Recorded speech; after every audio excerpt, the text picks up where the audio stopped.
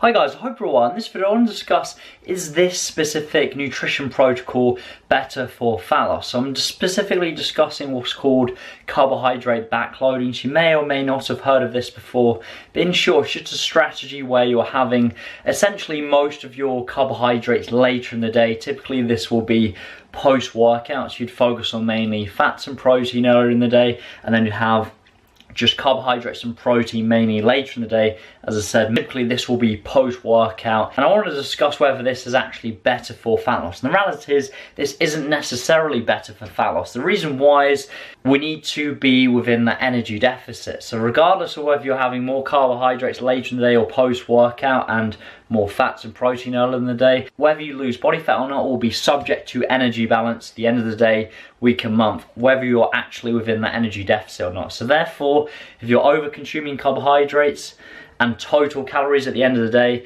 and you're not in the energy deficit, you will not lose body fat. So it's really important that you actually prioritize first things first. You put the most important factor first if your goal is fat loss, and that's creating that energy deficit at the end of the day and over a chronic period of time.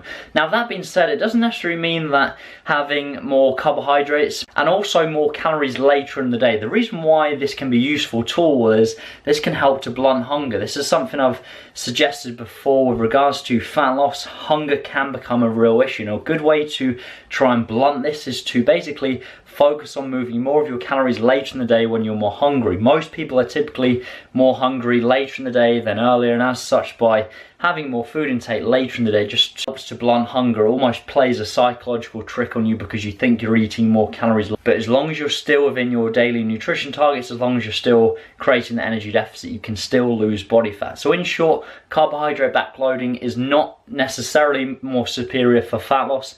However, it can be a useful tool pushing more of your calories later in the day to help blunt hunger. So in short, focus on what does count first, which is creating an energy deficit, and then just let your personal preference dictate where you consume the majority of your calories, whether it's earlier in the day or later in the day. However, it can be a useful tool having more calories later in the day to help blunt hunger, but it doesn't necessarily mean better results with regards to fat loss. So thank you very much for watching. Hopefully that's been useful.